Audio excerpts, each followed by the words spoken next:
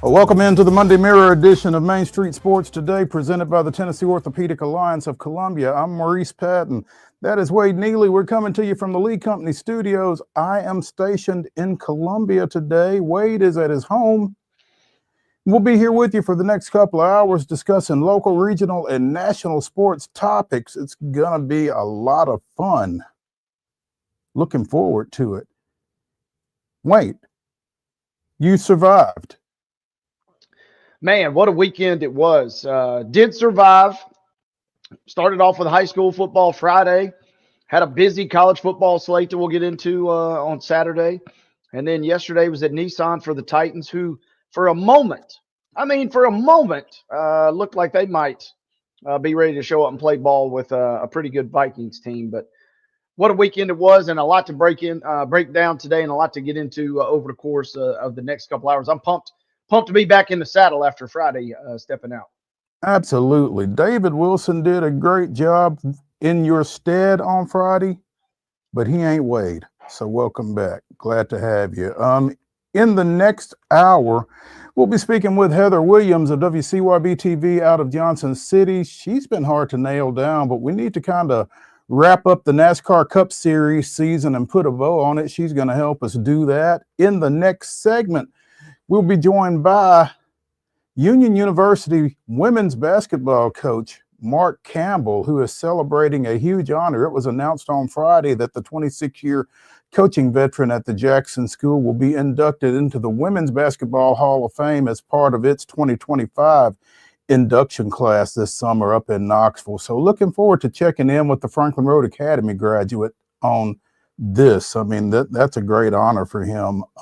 He's done a lot of great stuff out at Union, and it pains me as a former Lambeth student to say that, but at the same time, Mark's a good dude. We're looking forward to visiting with him here in the next segment. We'll also be talking a little WNBA here in a bit. As Wade said, we will get to the Titans and some NFL developments, college football, NBA, college basketball, a little Major League Baseball that we need to talk about. Something that will be of interest to my partner. So looking forward to getting to that. Yeah, a lot of stuff, man. Coming off the weekend. Again, big Monday show. So that's what we're looking at here over the next bit. And I guess we can just go ahead and jump into it with this weekend's results and today's schedule on the rundown. This is the rundown.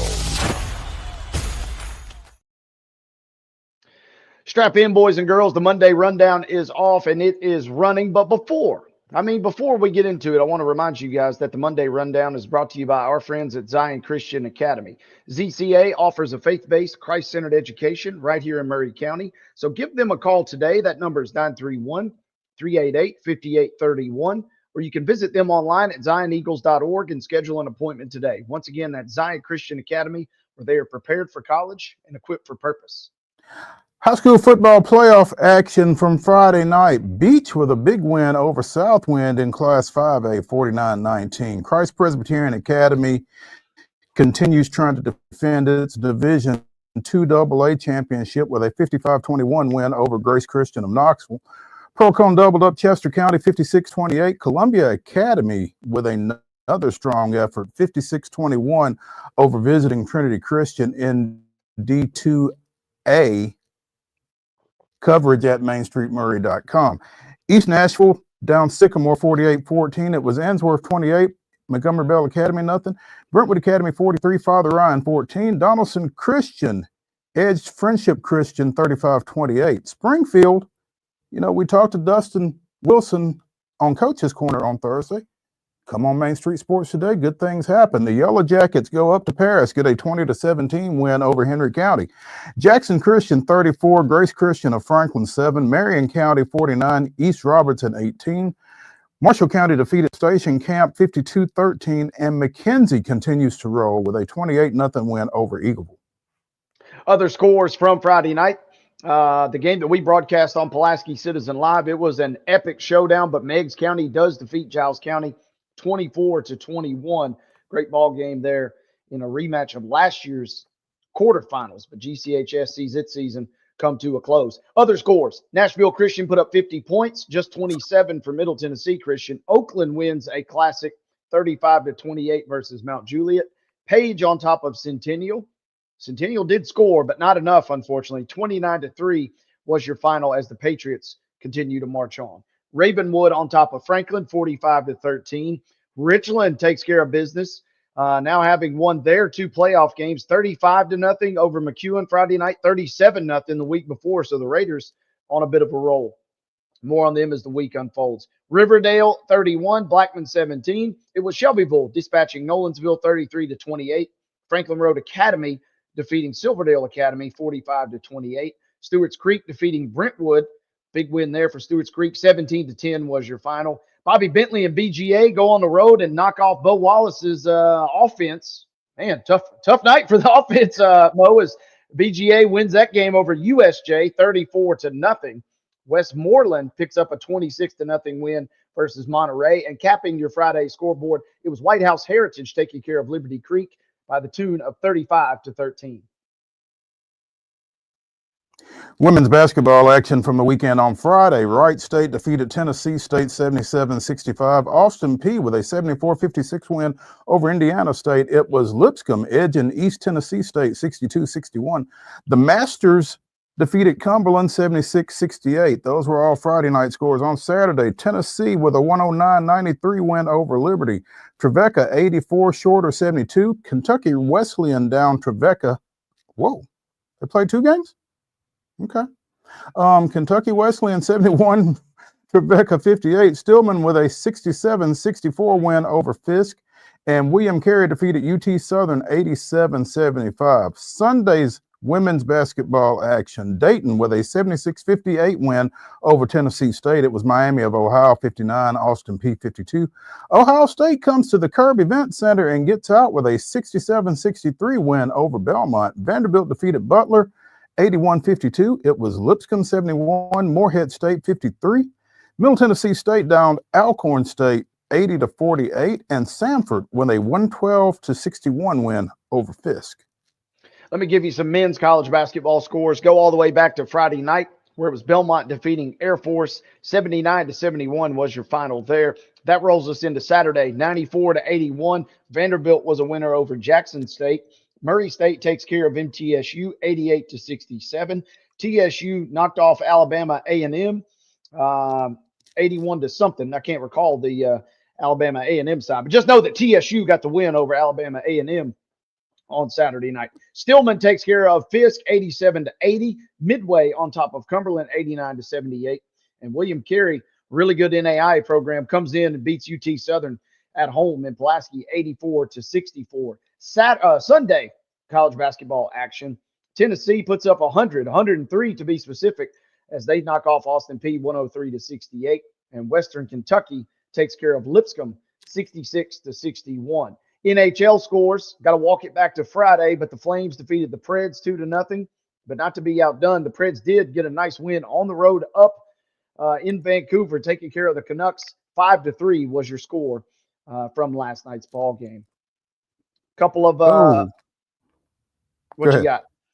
Oh, I got some college football. Did you give NBA? Yeah, I'll give that to you real quick. Tough start to the NBA, the Emirates NBA Cup on Friday night as the Warriors take care of the Grizzlies 123-118. Didn't count for the cup, but it does count for the NBA standings. Big win yesterday. They take care of the Nuggets 105-90. Those teams going to meet again tomorrow night. Oh, okay. College football action from the weekend of local interest. Tennessee State improves to 8-3 with a 23-20 win over Gardner-Webb in Ohio Valley Conference / Big South action. Eastern Kentucky comes to Clarksville, gets a 30-27 win over Austin Peay. Georgia downs Tennessee 31-17 down in Athens. And in NFL action yesterday, as we mentioned, the Minnesota Vikings come to Nissan Stadium, pick up a 23-13 victory over the Tennessee Titans with a little help. We'll talk more about that one later in the show. Girls basketball tonight. These are all 6 o'clock starts as Hume Fogg is at Centennial. Zion Christian travels to Lancaster Christian, and Priceville of Alabama comes up to Loretto. Again, those are all girls basketball matchups. They are all at 6 p.m. Boys basketball at 7. Santa Fe, your Class 1A state semifinalist, going to Class 4A Summit for a 7 o'clock tip at 7:30. Mount Juliet Christian's boys are at Christian Community, and also at 7:30, Rossview is at Franklin. These are double headers now for high school basketball tonight. FC Boyd Senior Christian will be at Zion Christian. That doubleheader begins at 5 p.m. Franklin Classical also listed at Zion Christian. Zion Christian's hosting a doubleheader tonight. That's all I'm going to tell you, folks. Well, maybe. Maybe not. We'll see. Yeah. If ZCA is near and dear to your heart, check out their schedule. We'll be able. You might want to make a phone call. Yeah. We'll be able to get you something. But we got quite a few different games on the docket for them tonight. So just know that they will be in action in some capacity. So shout out to our Monday Rundown sponsors there, ZCA.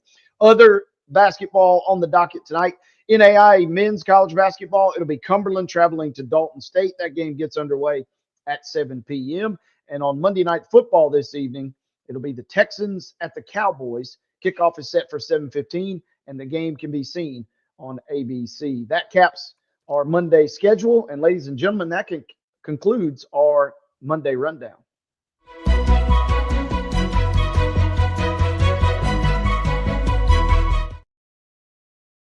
Your top story brought to you as always by the fine people over at Piggly Wiggly in Neely's Mill here in Columbia. Be sure and check out their delicious daily deli lunch options available from 11 a.m. until 6 p.m. Also, their hand-cut meats and everything is cost plus 10% at the cash register. Piggly Wiggly, Neely's Mill, Columbia, bringing you our top story. And we will stay in Dallas as the Wings of the Women's National Basketball Association won the draft lottery yesterday, the 4-team draft lottery consisting of the 4 teams that did not make the playoffs this year. Dallas getting the number 1 pick in the 2025 draft, followed by the Sparks, the Sky, and the Mystics. So it would seem that Paige Beckers will be playing in Dallas next year. And not sure how excited she is about it. Apparently, she had expressed hope of going to the Sparks prior to the lottery. That did not happen. I can't imagine that Dallas is going to trade that pick. So that'll be something to keep an eye on between now and April 14th, which is when the draft is scheduled to take place. Yeah. The Wings get the number 1 pick. The location of the 2025 draft has yet to be set. And between now and the draft, you've got Golden State, the expansion team that will be holding its expansion draft. So a lot going on off the floor for the WNBA. Yeah, a couple things, right? Paige, I'm sure she would rather live in Los Angeles than Dallas. Dallas is not bad, but I mean, if you're going to give me the chance to live in LA, sure. Especially potentially with what they got coming back. But really what kind of told the tale for me, Mo, I found a tweet from Arike Ongumbawale for the Wings, and she said, quote, "I just fell to my knees. Thank you, Lord." So safe to say that she is excited about the possibility of the UConn standout coming to Dallas. So getting a little help. Now that's a talented team already. And we saw last year, especially with Indiana, it doesn't take a lot. If you get a quality piece, they're not the only one, of course, but it doesn't take a lot for the trajectory of your franchise to really take a turn in this league. So for Dallas, help is on the way, it seems like, thanks to the ping pong balls. Absolutely. Golden State will pick 5th in the opening round. The Mystics have the number 4 and the number 6 pick. The number 6 pick is through Atlanta and Dallas. Phoenix currently holds the number 7 pick, but apparently they and the Liberty had a trade somewhere because the Liberty has the right to swap these picks. Currently, the Liberty is set to pick 12th. The Fever is 8th, Seattle 9. The Sky also has a couple of first-round picks at number 3 and number 10, the latter coming from a trade with Connecticut. Minnesota is at number 11, and again, the Liberty is at number 12. Vegas does not have a pick in the 2025 first round after violating league rules about player benefits. Yeah, they like to cheat a little bit. Yeah, well, if you ain't cheating, you ain't trying, right? Yeah, And that we got, would- got a and couple that would, titles, but got a couple titles, but yeah, you got to punt a pick every now and again when you do that. So you know, there's a trade-off. Vegas will be the number 10 pick, or will have the number 10 pick in the second and the third rounds between Seattle and Connecticut at 9 and 11. So, yeah. Again, exciting times in the WNBA. There are still some coaching vacancies. Washington still has to hire somebody, I think. Dallas has the number 1 pick, but they don't have a coach or a GM, I don't believe. you just got a little more attractive, right? It should be a little easier to hire somebody now. Yeah, I would think so. Yeah. As long as you can keep Paige happy. So, yeah. We said it, though. I mean, talking to Megan L. Hall at the end of the season going into the postseason, that Dallas team, I kind of thought they came on a little late. And, if they had another 10 games or so, they might have had a chance to get into the playoffs. But they've got something to work with. Enrique chief among them. So they'll be a team to watch, I think. And when they bring Paige on board and whoever else, that'll make them even more attractive, like you said. So something to keep an eye on there. Let's go ahead and take a break here on Main Street Sports Today, presented by the Tennessee Orthopedic Alliance of Columbia. When we return to the Lee Company studio, we will be joined by one of the newest members of the Women's Basketball Hall of Fame, Mark Campbell of Union University. Stay tuned when we come back.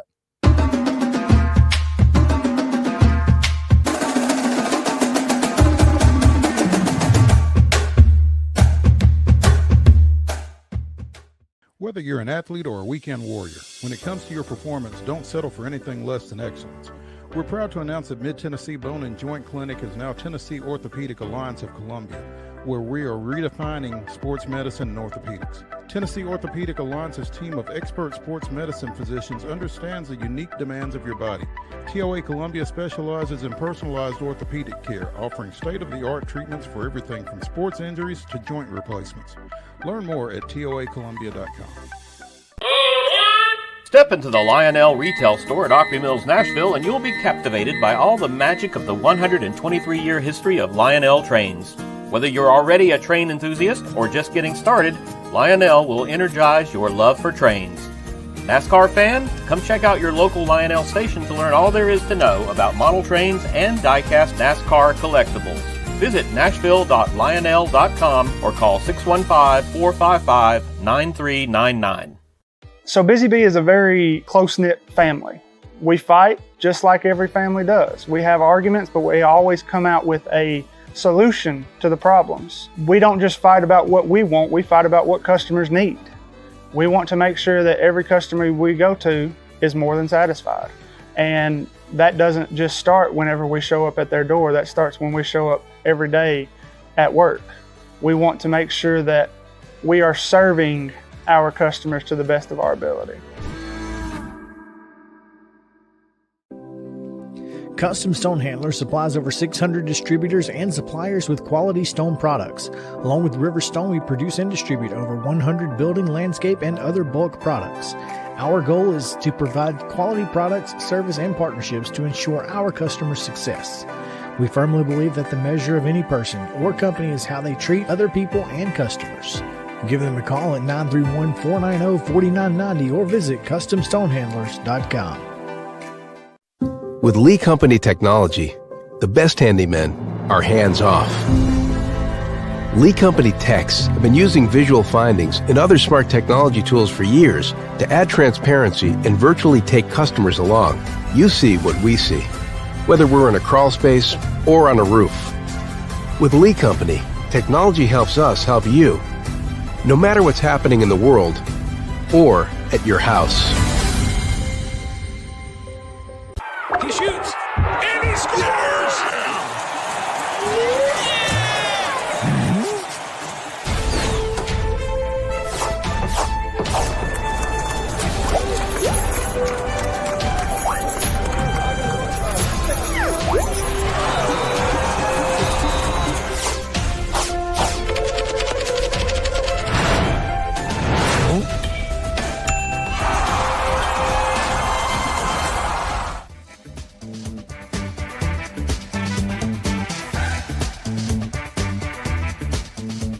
Welcome back to the Monday Mirror edition of Main Street Sports Today, presented by the Tennessee Orthopedic Alliance of Columbia.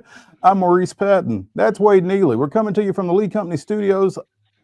I'm here in Columbia, in Muletown, at the Main Street Sports Today studio. Wade is at home, chilling with his Jason Williams throwback jersey. Who is that? That's Mr. Bibby, man. Okay. Haven't got the new Grizzlies. They're throwing it back to these city jerseys this year. So this is still the Vancouver, but they'll have the Memphis color scheme rolling out in a couple of weeks. And they had those sweet Memphis Sounds red jerseys that are getting ready to debut here before too long as well when Emirates NBA Cup action resumes. Okay. It is Jason Williams' birthday today, by the way. So happy birthday, White Now Chocolate. we're talking. Yeah, absolutely. We are pleased to be joined now. Speaking of assists, pleased to be joined by one of the top assist guys in Lipscomb University history, among other things. Also 700-plus game winner, Mark Campbell. I just went blank. The women's coach at Union University, who was just honored or just announced over the weekend as a 2025 inductee into the Women's Basketball Hall of Fame. Coach, congratulations, first of all. I saw this as I was pulling up at a high school football playoff game on Friday night, and I was just so excited for you, man. This is well-deserved, and it's just nice to, have even a small personal connection with somebody being recognized like that. So again, congratulations, and thank you for taking some time with us today. Well, thanks, Maurice. It's been a long time, man. I have an article in my attic. I know that's not the greatest way to attribute something to you, but I think you did an article on me and John Pierce, both of us, a long, long time ago in high school, and have it framed. So my mom made it for me. So I appreciate you having me on, and honored about the award. Really just excited for the Jackson Union University community, which I've spent all my life being a part of. You're going to be going in June with players like Alana Beard, who starred at Duke, Sue Bird, Sylvia Fowles, Cappy Pondexter. Saw them all play at the collegiate and at the professional level. You and Lucille Cavalos are going in as coaches, and WBCA Executive Director Danielle Donahue also being inducted. I mean, that's a class, man. To be mentioned with those type luminaries in this sport, got to be pretty special for you. Yeah, just, I think sometimes when you're, my Coach Meyer made us write down our perfect life in 1992. I still have a copy of it. And I think one of the things that highlighted on that for me was to be able to be at the same place my entire life. And God's just been really graceful, allowing that to happen, to be in a place where mission is of the utmost importance, and to be able to use basketball in that way has been really something there's no price tag on that. And to be able to raise my family here, get married here, all those things, just overwhelmed a little bit that will be possible, to be at the same place and to be able to be a part of something like that. Community is really important. It's important in God's word, and to be able to live that out from a basketball sense is pretty cool. So overwhelmed, very grateful, and I appreciate again you having me on. Oh yeah, absolutely. 26 seasons at Union University. 745 victories as of right now, I believe, after opening the season 3-1. 4 national titles at the NAIA level, 12 Gulf South, either regular season or tournament championships since making the move to NCAA Division II. Having that kind of success is, well, one, that's how you get into the Hall of Fame, but is there anything in particular that you attribute that to at a school like a Union? Yeah, and they were really good before I got here, man. David Blackstock was the coach.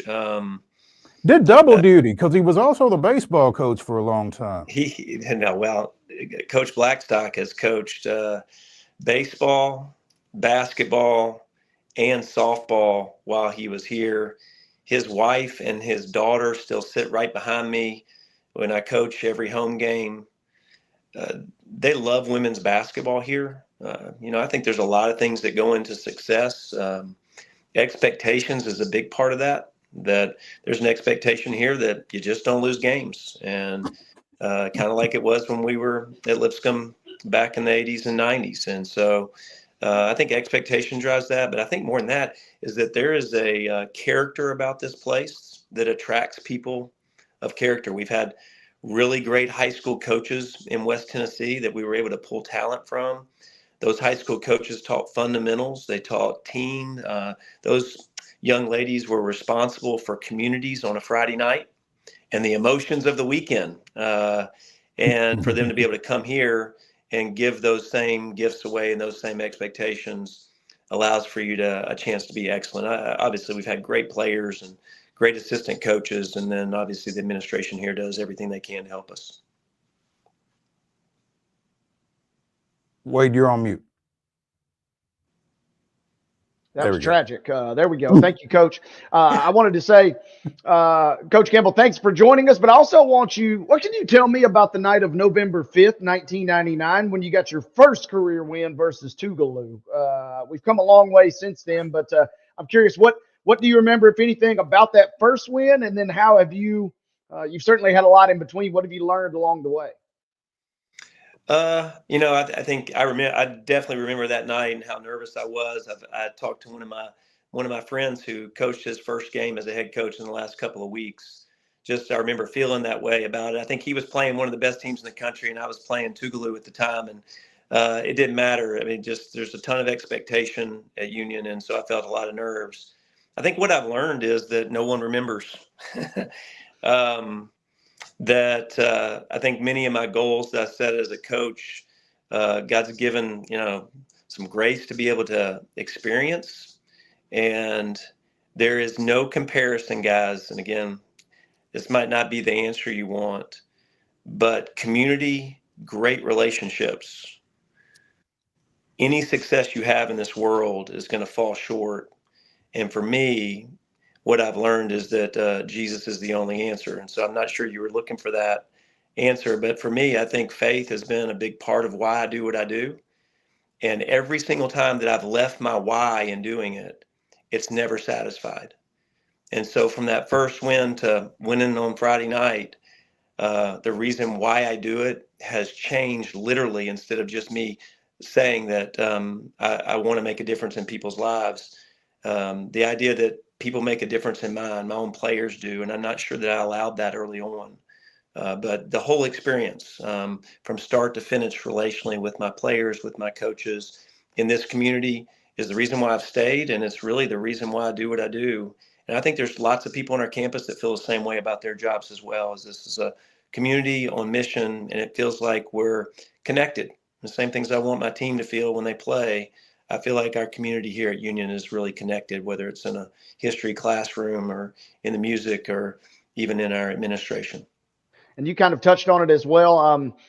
Having transitioned now also, in addition to your basketball role, serving as director of athletics, is that something that you feel like you were maybe ready for earlier, or do you feel like, hey, you were put in that role at the right place? Because it sounds like you walked through a lot of great leadership stuff right there. Yeah, I think that what I've learned is the fun and enjoyment of putting a team together and everybody being on the same page, whether they're from different backgrounds, socioeconomic, race. Just to be able to put those people together and us being about one thing. And so my wife and I spent some time praying. I've worked for two really, really good athletic directors that really cared about us over my 31 years here. And so the last 2 years, this is my second year to do both. It's been challenging, just trying to do everything well. I think it's really hard to do both things with excellence, but stepping into something where I didn't realize how selfish I was as a women's basketball coach. And what I've learned is every coach is responsible for its little sphere, but trying to get everybody on the same page is really hard. And so but I love this place. I love our mission. And ultimately, I mean, our goal here is not only to be successful in the field, but to use that to build great relationships and to watch God change hearts in the midst of using athletics well instead of allowing athletics to use us. Mark Campbell, women's basketball coach at Union University in Jackson, joining us here on Main Street Sports Today, presented by the Tennessee Orthopedic Alliance of Columbia. Again, so much success. Quickest coach in women's basketball to 500 wins, 600 wins, 700 wins. And, you know, basically you just kind of said it kind of takes a village to some degree, just the community support and that kind of thing. But when you transitioned from coaching men's basketball, I mean, you played, obviously, you were an assistant with Ralph Turner when you first went to Union. What was your mindset about taking the women's basketball program, particularly taking it from a legend like David Blackstock, like you said? Yeah, I think at every major transition in my life, God's been really clear.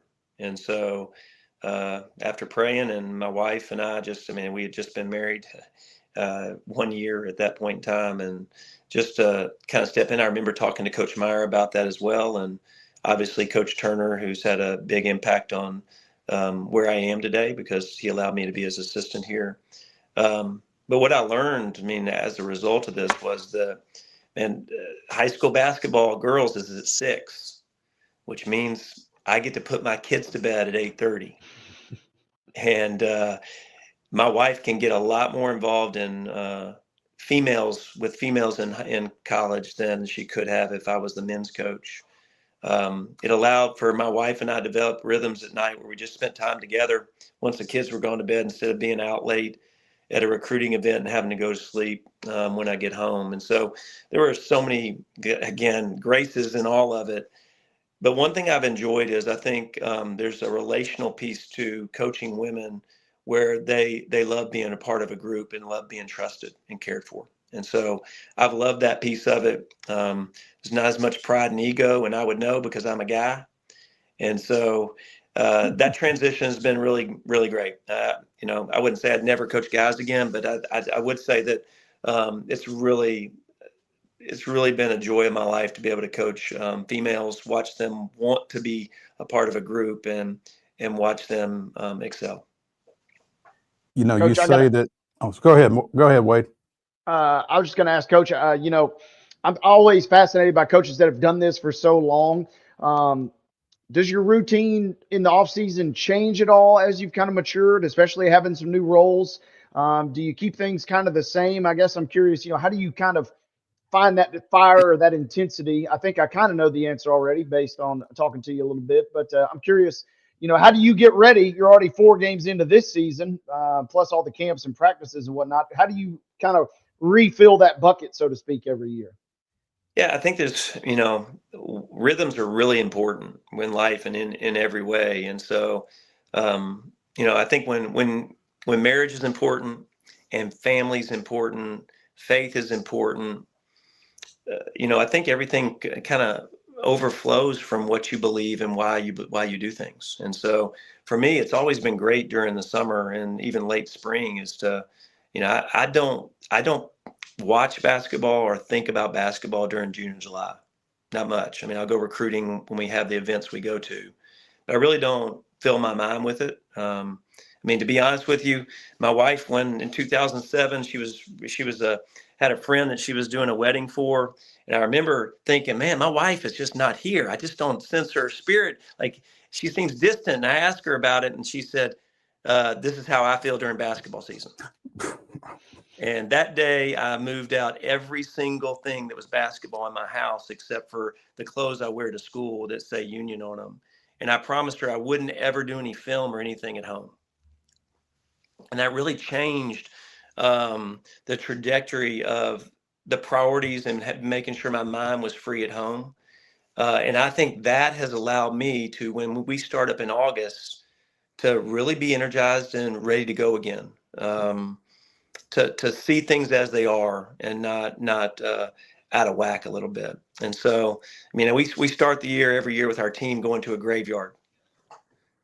And when you look at those tombstones, there's nothing on those tombstones that said what people did while they were here. It's very few. It said the date in which they were born, the date in which they entered death. And so the idea is what's going to be remembered.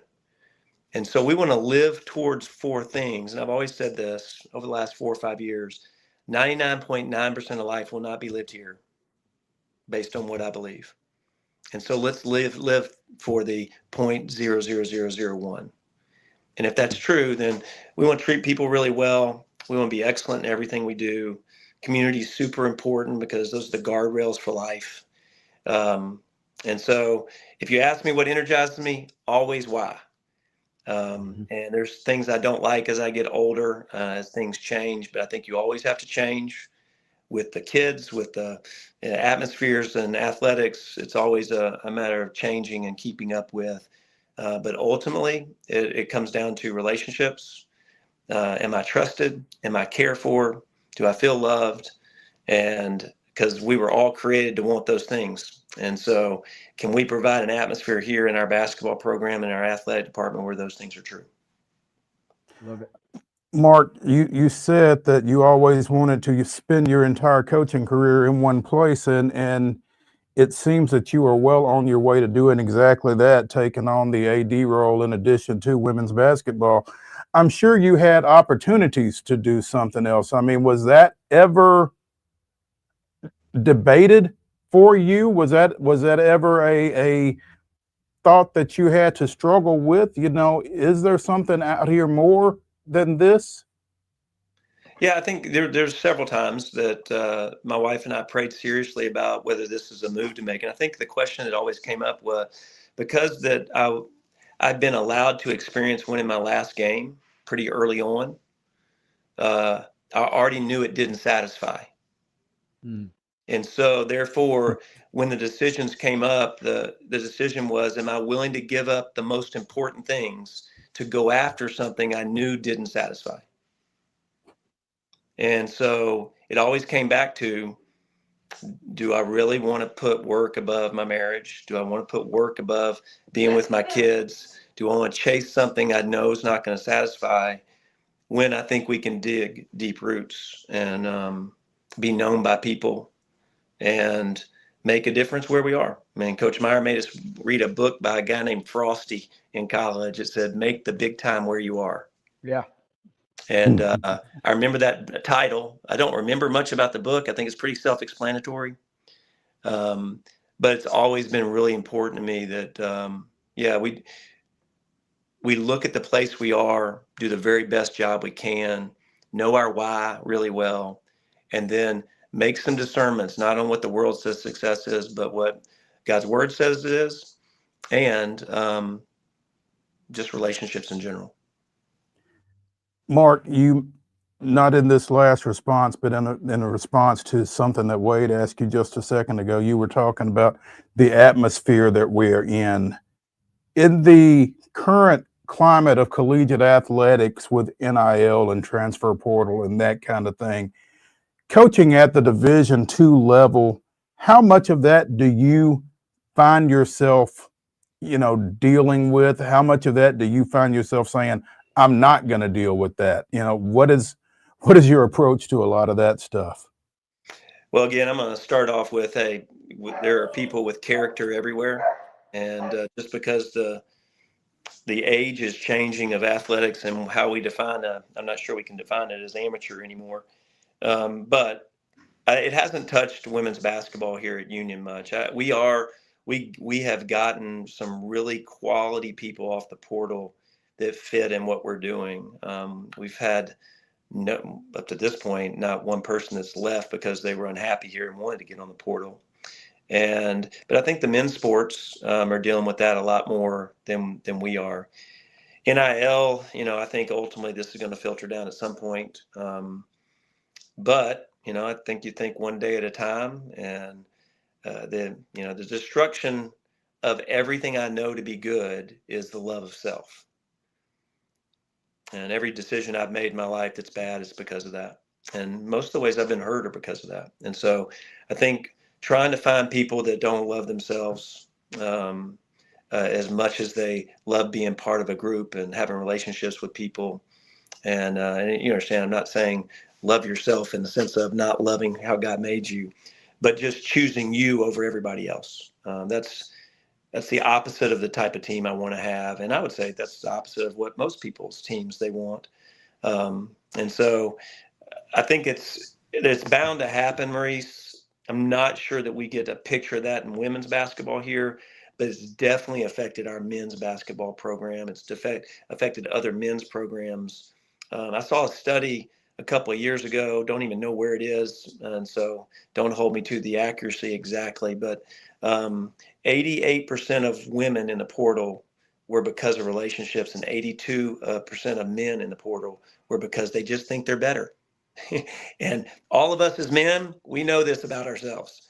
And so I think as a program that really takes relationships seriously, and we want to win, we want to be excellent, that we can take advantage of that in the portal because we're trying to be elite relationally. But I'm not sure you can fight against, hey, I think I'm better. That's a hard one to fight against. Yeah, ego makes it tough, Coach. Yeah, I can attest to it in me. So, yes. 745 wins in 26 seasons, a winning percentage of 87. Mark, do you ever think about, and again, will the transition from not coaching be easier now that you've got this other thing over here of athletic director, or is that something that you consider at this point? Yeah, I mean, again, I can't imagine what it'd be like not coaching. I mean, I can't imagine what that is. Wouldn't call that retirement. I think the idea is what I've enjoyed is being involved in young people's lives, trying to figure out how to encourage them. A lot of people, we learned this in a book we're reading through with our team right now, that artificial maturity comes without experience. It's just a bunch of knowledge. And the idea of being mature is that you have a ton of experiences. And as we get older, we tend to keep those to ourselves. And that's the fun part about coaching, is to be able to share experiences and what you've learned so that maybe some people don't have to go through the same things that you did. And so I'll be wherever I can do those things really well for as long as I possibly can, because that reminds me of my need for the Lord on a daily basis. And it makes me, I'm just participating in his story. And the older I get, that's it. Can I participate in his story, doing whatever I'm asked to do at any particular time? Mark Campbell, women's basketball coach at Union University, 2025 inductee into the Women's Basketball Hall of Fame. That will take place in June at the Women's Basketball Hall of Fame over in Knoxville. And Mark, congratulations to you, man. And again, anybody that wonders if you've done this thing the right way, all they got to do is go back and listen to this. It'll be available on YouTube, among other places, but really happy for you. And if the article is in the attic, that's just fine. As long as you know where it is, man, that's heartwarming. No, I didn't mean that me. disrespect. At some point No, in time, none taken. You're not going to put up anything from high school in your house. That's a little egotistical, right? We got that ego we were talking about. So if I have a room for my high school trophies, you might want to come and intervene. Understood completely and totally agree. Mark, again, congratulations and good luck this season. Hey, thanks, Maurice. Appreciate you guys. Have a good year. Thank you, Mark. Hey, when we continue here on the Monday Mirror edition of Main Street Sports Today, presented by the Tennessee Orthopedic Alliance of Columbia, let's talk a little pro football. Stay tuned when we come back.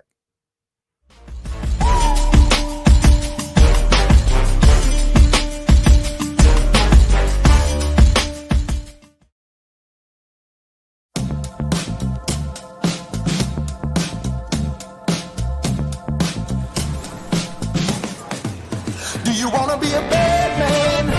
Yes, you do. Do you want to taste sweet salvation underneath the summer moon? Do you need another hand now? Yes, you do.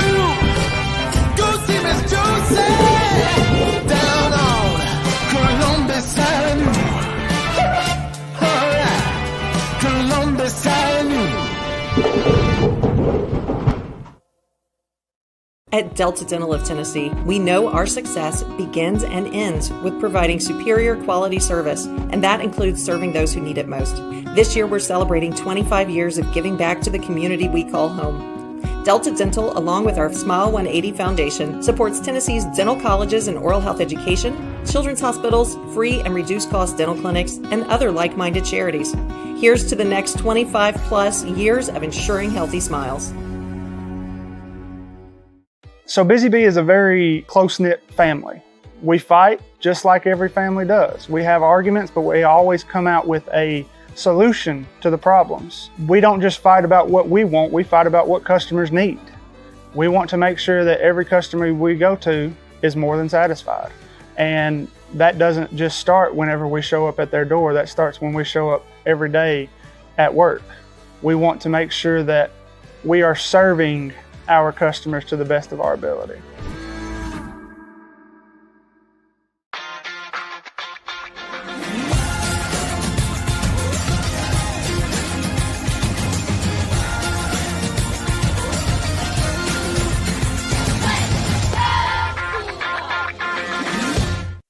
With Lee Company technology, the best handymen are hands-off. Lee Company techs have been using visual findings and other smart technology tools for years to add transparency and virtually take customers along. You see what we see, whether we're in a crawl space or on a roof.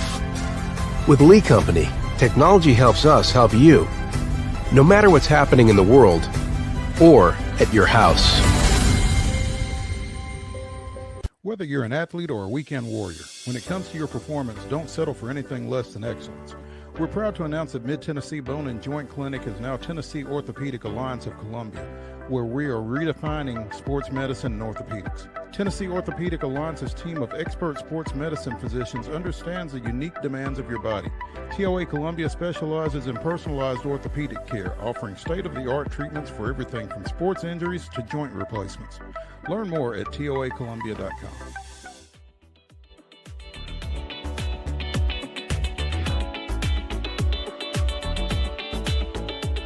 Welcome back to the Monday Mirror edition of Main Street Sports Today, presented by the Tennessee Orthopedic Alliance of Columbia. That's Wade Neely. I'm Maurice Patton. We are in the Lee Company studios. Wade at his home, me here in Columbia. And I'll take the attic, as long as it's not the trash can, which is where most of my stuff winds up probably. But yeah, that was a nice conversation with Mark. Glad he was able to join us for a little bit. Let's talk a little National Football League. You were at the game yesterday? Yes, sir.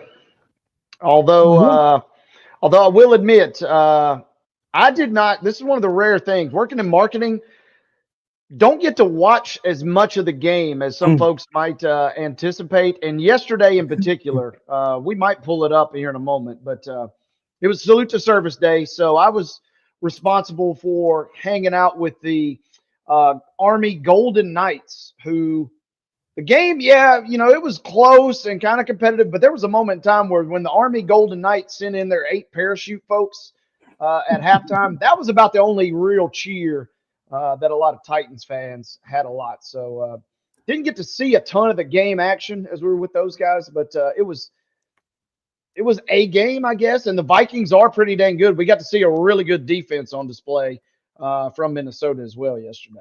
You got to see a really good defense, but I have used this time on these airwaves on more than one occasion to express my displeasure with a certain quarterback that wears two-tone blue. I thought Will Levis played one of his better games yesterday. Got back to, certainly had that explosive play to Nick Westbrook-Akine, which is what you draft Levis for, is his ability to make explosive plays. This is a franchise that had kind of gotten stuck in the mud in regards to not being able to throw the ball downfield with any sort of explosiveness. And at least at times yesterday, you are correct. Yeah, there were some signs of life there offensively. Full disclosure, on that third down, after second down, I guess. It was third and a bunch from the 2. And I'm sitting there thinking to myself, does anybody punt on third down anymore? And then he uncorks that throw to NWI. And I mean, for a defense that's as good as Minnesota is supposed to be, they gave up some chunk plays. Now, they didn't all count because the Titans were flagged 13 times for 91 yards, and I don't think all of those flags were flags or legitimate flags, I guess. So, this is not a very good football team. They don't need any help to get beat. And I thought the officiating crew kind of helped a Minnesota team that didn't need any help yesterday. Yeah. Not the first game even this season that we've seen. The Titans have been snake bit in terms of some bad calls this year. They have had, and not just bad calls, not an offside, that gives a team a first down, but we're talking major, scoop and scores that have been taken off the board.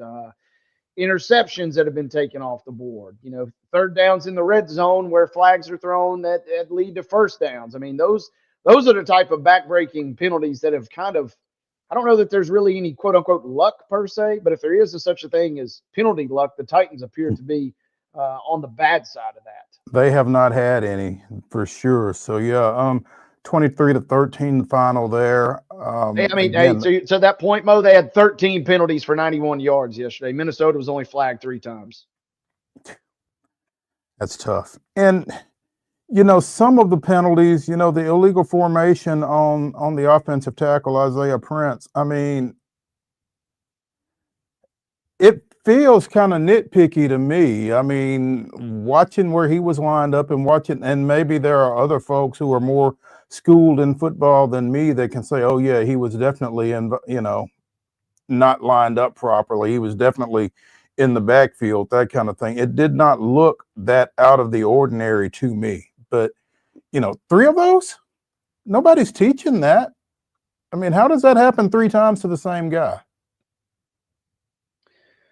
Yeah, the crew unkind to the Titans, and that is interesting, right? Because those guys, they meet before the game, and we saw that last year with the Lions in their big issue in the postseason, right? They inform the officials, and I assume the officials inform the teams, hey, we watch your team, we see this, there is some level of communication. So for the fact that it's kind of a repeating issue does kind of make you scratch your head a little bit. For sure. Yeah, and just a tough loss in that, like you said, there was a touchdown taken off the board and it was a 10-point game ultimately. Now, there's nothing that says that Minnesota wouldn't have done something differently. You can't just assume that it would have been 23-20 in a different ball game if that play stands, that kind of thing. I mean, a lot takes place based on time and score and that kind of thing. So, I mean, I get it, but it felt like the Titans were more competitive yesterday than they have been, and some of those whistles were particularly costly. Particularly costly, and I mean, yeah, you had the Vikings kind of on their heels a little bit. Darnold is wobbly. He hadn't fully reverted to the pumpkin, but man, he could go off the rails at any given moment if you're not careful. This is Minnesota Vikings, not perhaps next year's Titans quarterback, Sam Darnold. Let's get that. That rumor's been floating around on the internet that it was somewhat of an audition yesterday. So we'll see what happens. But the other thing that kind of made it a little painful was just when, things have kind of gotten bad. There was a ton of Vikings fans. They got the skull going. And then the old Knoxville guy, Harrison Smith, the Vikings legend, is the guy that steals it with the interception. So, I mean, it kind of made things bad. I mean, we've said it before. I mean, the cat is long out of the bag. This is a bad football team that's got to scrap and claw its way to wins. And they weren't able to scrap and claw their way to a win versus a team that's 8-2. Decent win for the Vikings. They didn't stub their toe, and the Titans, at least showed a little. I mean, in the grand scheme of things, you show a little sign of life. Maybe you learn something new about your team. And if you're into the tankathon, you're keeping pace with some of the others in that realm. You were at the game, so you didn't get to see this, but there was a graphic shown at one time during the game. Harrison Smith, the former standout from Knoxville Catholic, who went on to play at Notre Dame before being drafted by the Vikings in 2012. Goodness gracious. Mm-hmm. I didn't realize it had been that long. But guys with 20 sacks and 30 interceptions for their career, he is one of those safeties that puts up those numbers, and everybody else that was listed on that graphic is in the Professional Football Hall of Fame. Do you see Harrison Smith as a Hall of Famer? He's a guy that's flown. He's a guy that's flown under the radar. But if you're a Vikings fan, or I suppose if you really are digging deep in the minutia of football, by that metric, absolutely he is. But man, he does. I think it's partly because of Minnesota, and they haven't had great success, and the success they have had recently, everybody fixates on the offense. But he has had a great career, and like you said, I didn't know it was to that level. But he's done it for a long time, and there were a lot of Smith jerseys floating around in Nissan yesterday. The other guys, Leroy Butler from the Packers primarily, Rodney Harrison, Brian Dawkins, Ray Lewis, Rondé Barber, and Charles Woodson. Elite company to be in. Yeah, it really is. 20 or more sacks, 30-plus picks. That's solid. That's solid. And so what is this? This is his 13th year? Again, I'm looking at his game log right now. He's had 5 seasons. That was his first pick of the year, and it's only his first start. So I don't know if he's been injured or just coming back, or he's just been got to be injured, I would imagine, because that was the first year he even played. But he's had 4 different seasons with 5 or more picks. So if he was injured and coming back, that is already a scary Minnesota defense. And yeah, he's definitely in the twilight of his career. But being able to come back and give them a little extra help in the secondary will be massive for them down the stretch. No doubt. Buffalo 30, Kansas City 21. Heather's not going to be happy when we get her on here in a bit. Hey, nobody circles the wagons like the Buffalo Bills. Thank you, Chris Berman. Yeah, and I mean, from the start, I think Mahomes threw a pick on the third offensive play of the game, and Kansas City was kind of in a dogfight the whole time, and Josh Allen runs for the game winner. You kind of feel like these two are destined to see each other again with a lot more on the line than this. Yeah, had a really cool combo. One of the Army guys, his name is Andy Ansley, had a chance to talk to him. He's a football guy, and we were really going into it. And, we were kind of wondering, I think Bills fans have got so much PTSD.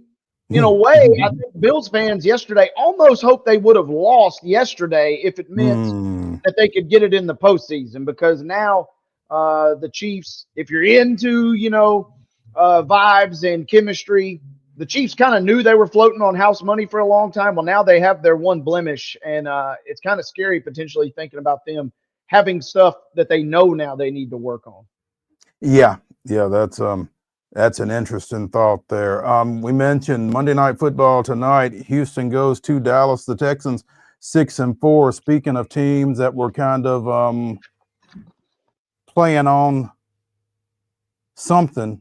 This has not been a great team, but they've had some success. Dallas has not been a great team, and they've not had success. So tonight's matchup should be an interesting one. Wolf, we for a couple of nice games on the docket yesterday. The NFL schedule makers didn't do us any favors with this one. So all the good juju we had built up with some of those slobber knockers yesterday. This one, maybe you tune in for the first quarter and then you just conveniently find something else to watch on the YouTube. There we go. Our number 1 here on the Monday Mirror edition of Main Street Sports Today is in the books. When we come back to the Lee Company studios for hour number 2, we'll talk a little college football. Stay tuned when we return to the Lee Company Studios after this.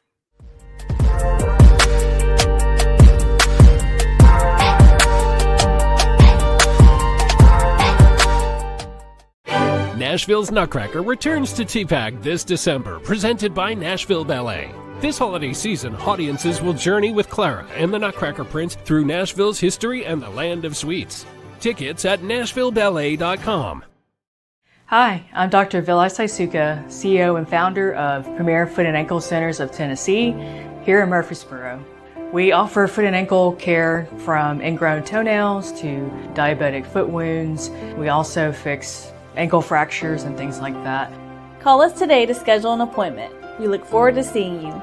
Because here at Premier Foot and Ankle, we believe that the journey begins with happy feet. Whether you're an athlete or a weekend warrior, when it comes to your performance, don't settle for anything less than excellence. We're proud to announce that Mid-Tennessee Bone and Joint Clinic is now Tennessee Orthopedic Alliance of Columbia, where we are redefining sports medicine and orthopedics. Tennessee Orthopedic Alliance's team of expert sports medicine physicians understands the unique demands of your body. TOA Columbia specializes in personalized orthopedic care, offering state-of-the-art treatments for everything from sports injuries to joint replacements. Learn more at toacolumbia.com. Jones & Lang Sporting Goods here in Columbia has been outfitting teams, officials, and anybody else from T-ball to college for 50 plus years. Be sure and check them out at 931-388-8060 or online at jonesandlang.com. Jones & Lang Sporting Goods, the look of a winner. Zion Christian Academy, zioneagles.org or 931-388-5731. You can schedule your appointment. Go tour their campus. It is beautiful over there, and you're definitely going to want to see it. Again, it's zioneagles.org. Give them a call, 931-388-5731, and schedule your tour today. With Lee Company technology, the best handymen are hands-off. Lee Company techs have been using visual findings and other smart technology tools for years to add transparency and virtually take customers along. You see what we see, whether we're in a crawl space or on a roof. With Lee Company, technology helps us help you, no matter what's happening in the world or at your house. Custom Stone Handler supplies over 600 distributors and suppliers with quality stone products. Along with River Stone, we produce and distribute over 100 building, landscape, and other bulk products. Our goal is to provide quality products, service, and partnerships to ensure our customers' success. We firmly believe that the measure of any person or company is how they treat other people and customers. Give them a call at 931-490-4990 or visit CustomStonehandlers.com. Piggly Wiggly, located in Neely's Mill Shopping Center, is Columbia's locally owned and operated Cost Plus 10 grocery store dedicated to serving the community with low prices and smiling faces. Piggly Wiggly offers fresh, hand-cut meats daily as well as daily hot plate lunches from their deli counter. You're certain to see smiling faces and a helping hand when you're here at Piggly Wiggly. Come by and check out our fresh produce, high-quality meats, and more. Down home, down the street, we'll see you at the Pig.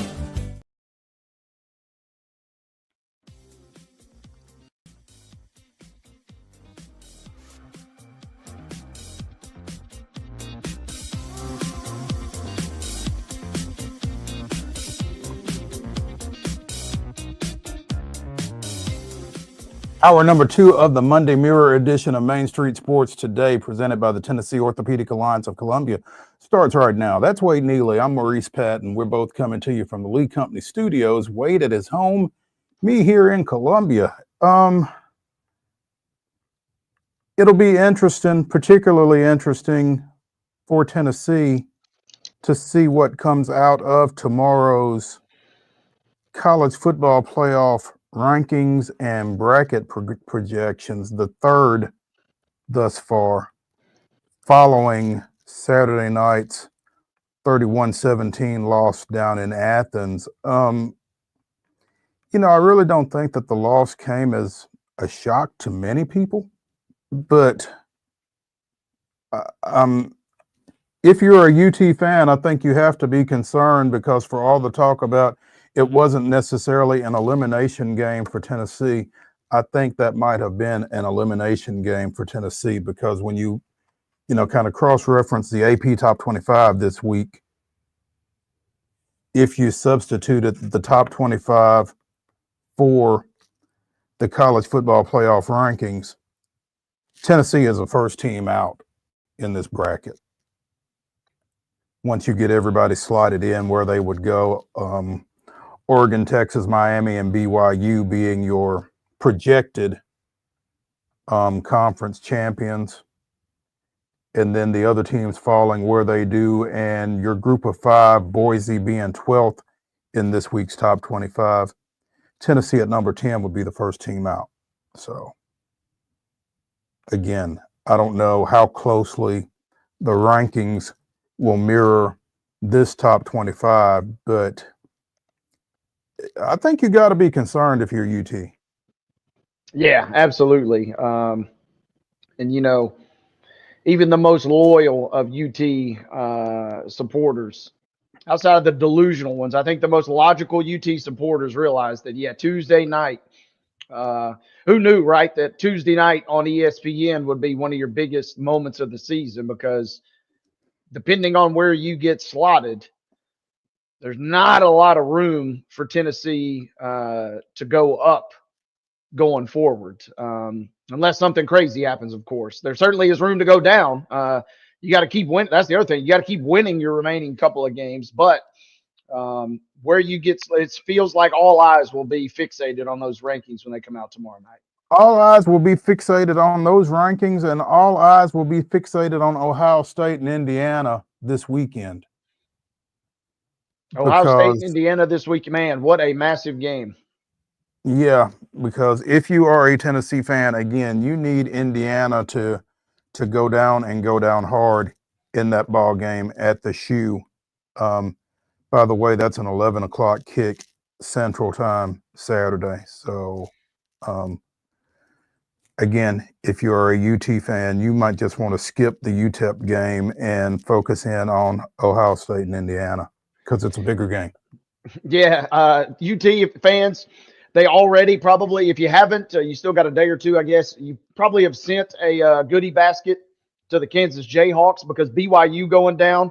If BYU stumbles again, it now feels like the Big 12 is probably a one bid league unless something crazy happens. So that potentially helps UT. And you're also thinking, yeah, man, it pains me to say this, but you're saying, hey, let's hang up 60 if you're Ohio State, and leave no doubt. You're trying to look for every other little angle. That kind of goes back to that original point. UT cannot do a ton going forward. It comes down to, does the committee value Tennessee's body of work over the course of the season? And if they do, you know, where do they rank it? Because if they rank it high enough to get in, obviously, as long as you keep winning, presumably you're not going to fall out. If they're on the outside looking in, I don't know that they have enough juice remaining to get them elevated, barring one of those teams losing. Like you said, that is a massive game this weekend. Yeah, I mean, the Alabama game, at this point, how much weight does that carry? And really, the rest of their schedule doesn't overwhelm you. I mean, the Oklahoma game is not a good win at all at this point.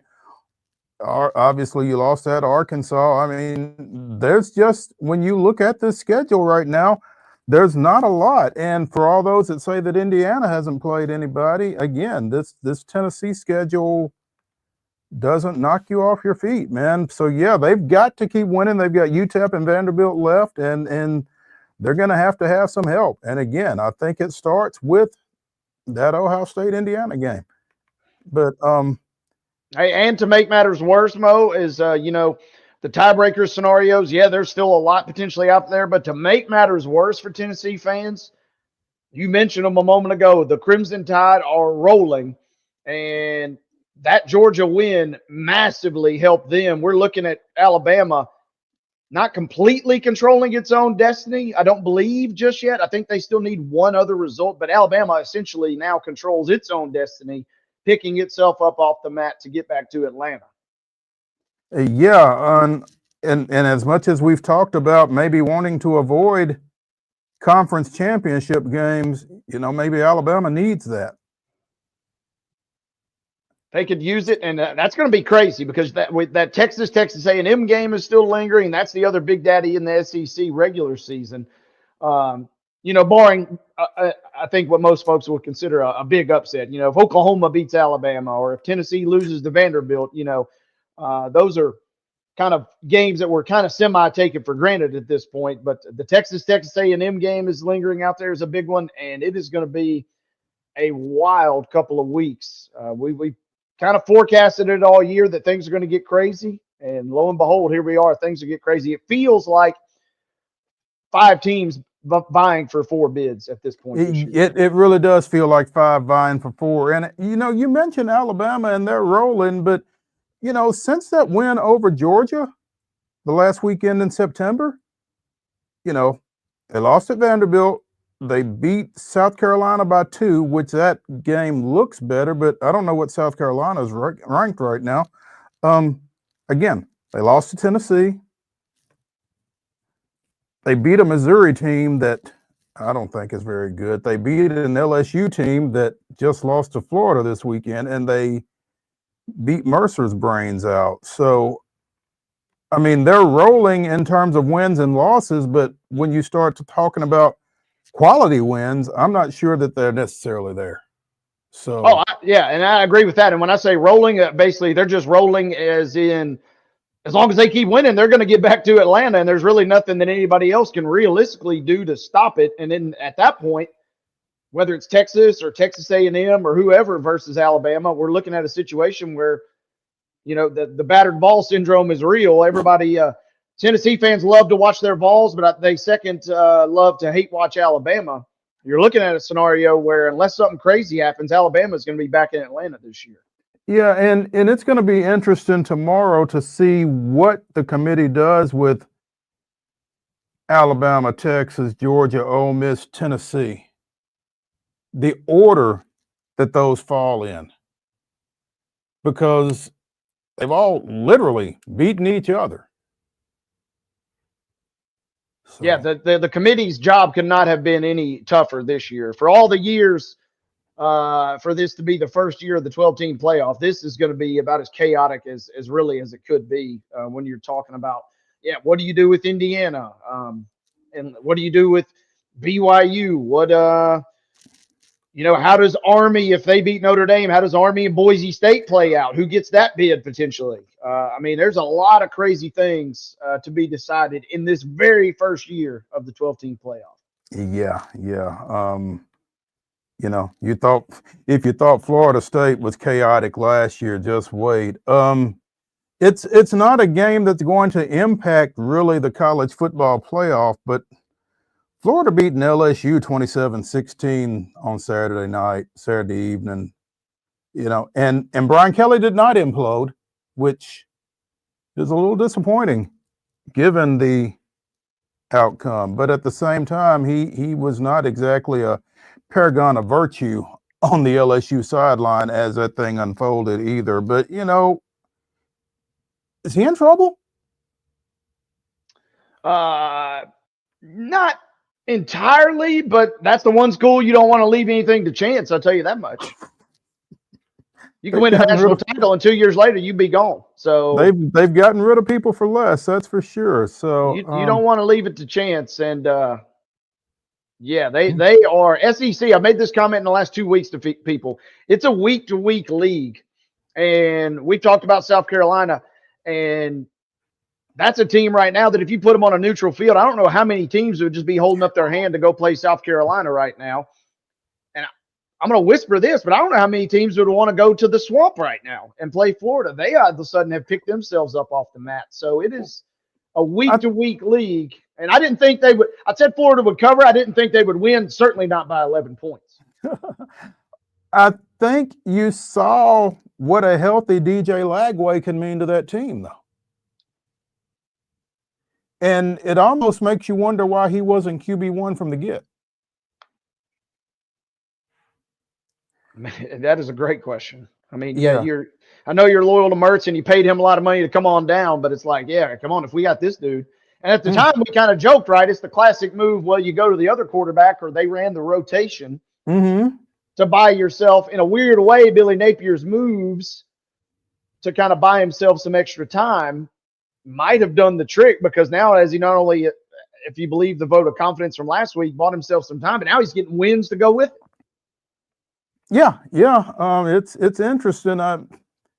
It was the former Florida AD, Jeremy Foley, who said what should be done eventually must be done immediately. And under those conditions, Napier would have been gone a month ago. But it seems like he's kind of played his way back from the brink, man. So, congratulations to him, I guess. As long as DJ Lagway sticks around, he should be in pretty good shape. You mentioned the Big 12. It was nuts this weekend because, Arizona State did go to the Little Apple and knock off K-State, like you mentioned. BYU goes down. Colorado still just chugging right along. Yeah, Big 12 is always good for some late season drama, and this year is delivering yet again. BYU finally stumbles after playing with house money, it seemed like, on so many different occasions this year. And Arizona State, bam, they're right back in the mix. Humbling Kansas State. Did not see that coming. This thing is kind of wide open. And as I touched on a moment ago, now things get a little weird. It seemed like almost a foregone conclusion last week that if BYU ran the table and then Colorado beat them in the title game, that you definitely would easily get 2 bids. Now all of a sudden that's looking a little dicey. I mean, you could be looking at a couple of different teams maybe sneaking in there, none of which have crazy good resumes. Right. So it's going to be wild down the stretch. Although we did officially seal the Heisman Trophy for Travis Hunter on Saturday. Yeah. If he doesn't get it, then they probably need to just discontinue the trophy. You mentioned BYU and the Big 12. The ACC is looking like they're going to be a 1-bid league as well. Yeah. They were, I mean, that loss a couple weeks ago for Clemson really kind of put them back. Miami is still just, kind of lingering around, and Miami will be in the mix. I don't know. It'll be interesting, right? I mean, if you get Miami and SMU in the title game, everybody wants to talk about SMU. If they win that title game, they're going to be the hottest team in arguably all of college football coming into that game. And their schedule is very favorable. So it seems like it's SMU's to lose in terms of getting to the game, number one, but they probably, I don't know that I'd be curious to see what the line would be if they play Miami in the championship game, because everybody's talked about, if a team loses a close championship game, that might impact things there. That's our dog predicting the game, I believe. Left or right leg? Yeah, looks like the right leg. So maybe Miami might be favored over SMU. But with that being said, everybody's talked about, hey, if it's a close game and you lose, you might get some cred. I think we'll see that theory put on full display if something like that happens. Yeah. Meanwhile, as I was looking at the AP poll, I saw Florida Atlantic fired Tom Herman today with 2 games remaining. FAU 4-8 last year, 2-8 this year. Herman 6-16 in 2 seasons. This will be their 4th straight losing season. Herman previously, obviously, at Texas and South Florida? Where else has he been? Ohio State for sure. And then Texas Rain, obviously, man, that was with the Bears briefly as an analyst before he got in that role with Texas A&M. Houston was his other head coach. Houston, okay. Just prior to Texas. Yeah, okay. Well, he's dusting off the resume, so keep an eye on that. Meanwhile, Oregon, real quick, got out of Wisconsin with a 3-point win, staying at number 1. Yeah, Oregon doing just enough. That was a big – I mean, I know it may not resonate with voters a lot, and it doesn't really matter because they were already number 1, but that is a scary win, but that is a win that kind of solidifies that Oregon's a team that is going to be able to do some things, I think, in the postseason. Getting it done with defense. On a night where your offense is not really clicking, you go into a hostile road environment multiple time zone changes, as we love to bring up on this show, and they somehow come out with a win. Not very pretty, but got the job done. Yeah.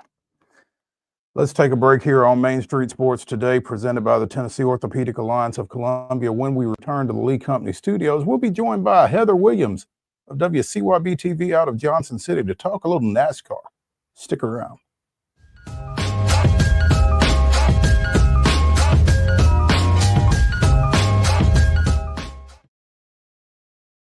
Hi, I'm Riley, a certified physician associate here at Premier Foot and Ankle Centers of Tennessee. We have a couple locations, Murfreesboro, McMinnville, as well as Franklin. We treat people of all ages. We're excited to get you back on your feet and hope we can help you today. Call us today to schedule an appointment. We look forward to seeing you. Because here at Premier Foot and Ankle, we believe that the journey begins with happy feet. He shoots, and he scores!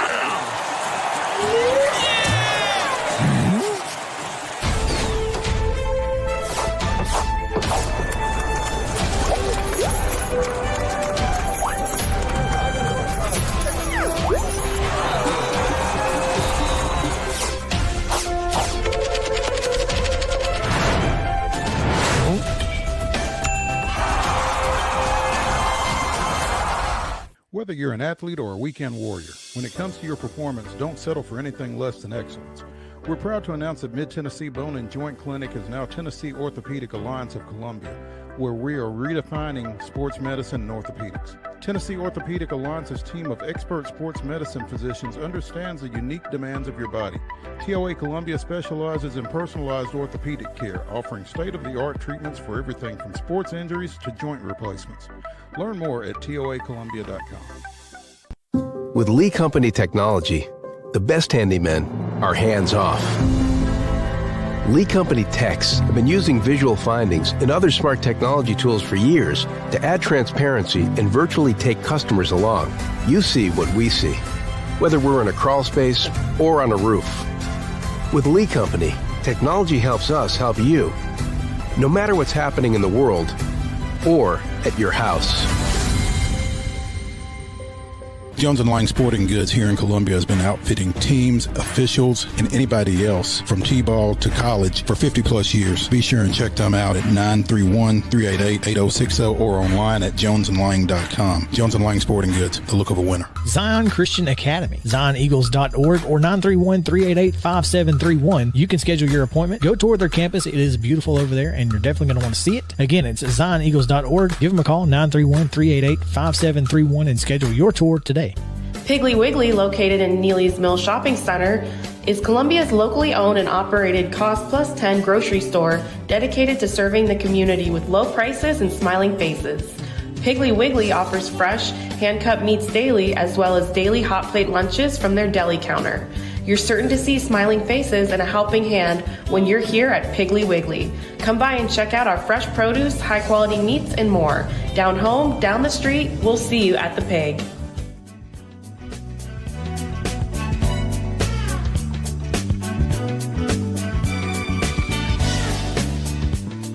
The Monday Mirror continues here on Main Street Sports Today, presented by the Tennessee Orthopedic Alliance of Columbia. That's Wade Neely. I'm Maurice Patton. And we are pleased to be joined now by our NASCAR analyst, Heather Williams of WCYB TV out of Johnson City. Kind of figured you might be wearing black today, Heather. Oh, why? We're still my team is still the best team in football. We still have a game lead on everybody else and the two-time defending champs. I mean, nobody actually believed that this team was going to go undefeated, did they? I'm perfectly fine. I don't know that we believed it, but it kind of felt like it was inevitable somehow. Yeah, I mean, and honestly, if I'm being completely honest, I feel better about losing a 9-point game to the Bills on the road as opposed to dropping next week's game at Carolina Panthers. So, I mean, whatever. The Bills have dominated the Chiefs in the regular season, and the Chiefs always come back and get them in the postseason. I might actually be more concerned if they had won yesterday, because that would mean maybe the tables would flip, but the pattern has continued. So, but what if you lose to the Bills and then the Carolina Panthers? Then what happens? Oh, then there's some big time trouble. But come on. Bryce Young started at quarterback this week. We're not losing to the He's a former number one pick. Anything could happen.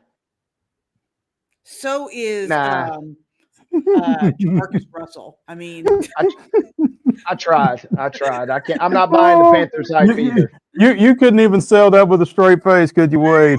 Yeah, I mean, they are 3-7. They've won 2 in a row. I mean, but no, it doesn't feel right. I mean, I think that the Chiefs are going to get back maybe Charles Omenihu and oh my gosh, just lost his name, the running back, Pacheco this week. So, just more weapons are coming back in the arsenal. Now, if either one of those could play left tackle, I would feel even better about our chances. But, I don't think that's going to happen. Don't talk to us about tackles, Heather. Oh, I promise you, the kid that started the beginning of the year for us, Kingsley Sioma-Ta'ia, who is now not even on the active roster. He wasn't this week. He's on the team, but he was not active. I don't know. He might be the worst. I think grade-wise, he graded out as the worst offensive lineman in football, which is why he's no longer the starter. But the kid that starting now, Wanye Morris, not to be confused with Wanye Morris from Boys to Men, by the way. No, Wanye Morris from Oklahoma, formerly from Tennessee. Yes. Is good-ish, but he can't stay healthy. That's been his biggest challenge. Good-ish. We would Good-ish. settle for good-ish at better than Nissan Stadium. Kingsley Sioma-Ta'ia, who has been terrible. When Wanye Morris got hurt 2 weeks ago and Kingsley came in, Wanye came back in on a gimpy leg to finish the game because Kingsley was so bad. So, Heather, we've not had a chance to talk to you since Phoenix. Joey Logano and Ryan Blaney go 1-2. Penske goes 1-2. Logano wins his third Cup Series championship. What was your reaction? What is your reaction now, a week removed from those events? Folks that are NASCAR fans, they know this, but Kevin Harvick always had the nickname of the closer, right? Because at the end of the races, he just always seemed to be there no matter how poorly he's running. But when it comes to the playoffs, I don't know that there's ever been a driver as good at closing things out and winning a championship and getting his name in the mix than Joey Logano. He's just very, very good when the playoffs come around. I actually talked to him about this a couple of weeks ago, and he said he didn't know why, when the big moments come up, why his team's so good. He's like, if I could do that every week, I'd do it because I want to win every week, not just in the big moments. But they are really, really good when the brightest lights are on. And he just kind of solidified that status this week or last week with the win at Phoenix. I mean, the biggest moment, and there he is. And for the third time, he's a NASCAR Cup champion. How big was it for Penske to go 1-2 like that? Well, huge. And they have now won 3 state championships because Joey won it 2 years ago. Ryan won it last year. Then Joey wins again with Ryan right on their heels. As slowly as the Ford started out this year, every year all the talk is about Hendrick and Gibbs. But over the last probably 4 years, I don't know that there's been an organization that's had a greater group of success than Penske. Now, they have one fewer car, but not really, because they also have their alliance with Wood Brothers, so they do have that kind of fourth car. But they have just really been consistently now for 3 years the best team in the garage area, proven not just by, because a lot of people want to, kind of take away from Joey's championship a little bit because he wasn't very good in the regular season. But he won the second most races this year when it was all said and done. So it's hard to take it away. But even if you take that away, the consistency of Ryan Blaney, who finished second, shows you how good that organization is. Well, not only that, but I mean, he was good enough to get in the playoffs, right? Yeah, but a lot of people want to take away from that because he only had one win to get into the playoffs, and it was that quadruple overtime gas mileage race at Nashville. And so, people don't range certain races and gas mile races, as I'm sure what you're aware of, following Bubba Wallace specifically. People don't put a lot of credence in those. They call those luck or gimmick wins. So, I think that a lot of people felt like he got in on the gimmick win. And then also He was eliminated after the second round in Charlotte and got in because because Alex Bowman was disqualified. So I think a lot of people kind of put a little bit of an asterisk, but he won 3 times in the playoffs. 3 times in the playoffs, yes. 2 times in the regular season, 3 times in the playoffs, and then also the All-Star race. So, I mean, he had plenty of wins when it was all said and done. And sometimes it's better to be lucky than good. Yeah. Well, I think you need some of that. I think you need some of that luck. I mean, look no further than my Kansas City Chiefs, right? You need some of that luck, even if you're good, to win championships. There are almost every good team in a championship run wins one game that they probably should not have.